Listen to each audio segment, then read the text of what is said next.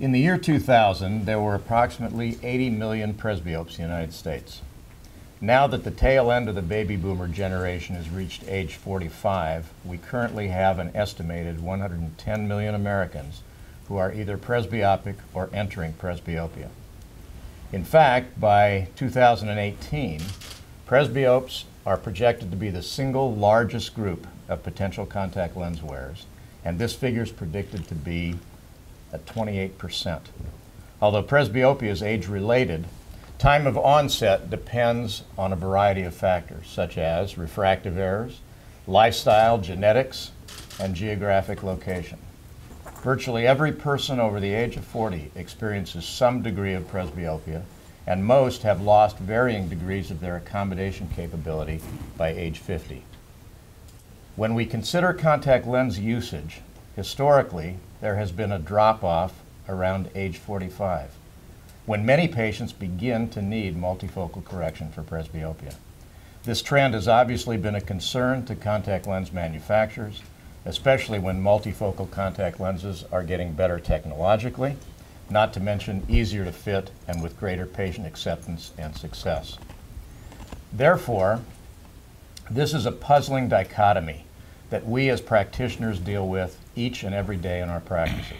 We have a huge opportunity to satisfy an unmet need, which not only leads to happier patients, but also to increased practice growth and to increased profits.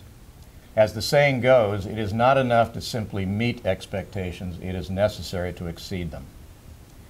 This brings us to our roundtable discussion today about multifocal contact lenses with our esteemed panelists. So before we begin, what I'd like to do is I'd first like to ask each of our panel doctors to introduce themselves and tell us briefly about their practices. So we'll start with Chris. My name is Dr. Christine Sint. I'm at the University of Iowa. I have a contact lens and anterior segment-based practice in a tertiary care facility. So I work mostly with what I would consider advanced contact lenses, which would be multifocal torics and sick eyes. My name is Dave Kading. I practice in Seattle, Washington. I have 2 locations. My practice alongside my wife, and we have a pediatric and a disease-based practice, and then my practice is largely contact lenses. And in addition to that, I also am an adjunct faculty at Pacific University.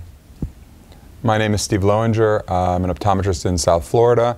I work out of a retail practice and a private practice. Been in my retail practice for about 16 years. The private practice is fairly new. Very large contact lens practice with a lot of emerging presbyopes in the South Florida market. And I'm Dr. Jack Schaefer in Birmingham, Alabama. I have 15 practices, 16 colleagues. I'm past president of the Cornea Contact Lens section, along with Chris, and past president and co-founder of the Ocular Surface Society of Optometry. I specialize in contact lenses and dry eye disease. And I'm Dr. John Shackett. I'm the moderator here today. I have a large practice in the, it's a group practice in the Denver area, Englewood, Colorado. We have 4 ODs and 2 MDs on our staff. And again, our practice really started in the area of contact lenses. We have a large specialty practice, and that's where I concentrate along with, as Jack does, in the dry eye arena. So and we've done that for a long time together. For a long time together. That's exactly right. You said it. So we have our introductions out of the way. Let's get into some topics that we might like to discuss. And so I've got a few questions.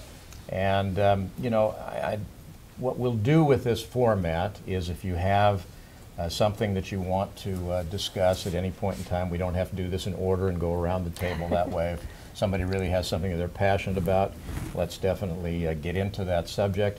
But we'll try to stay on course if we can, and then if you have something in addition you want to add, needless to say, we'll have time to do that as well.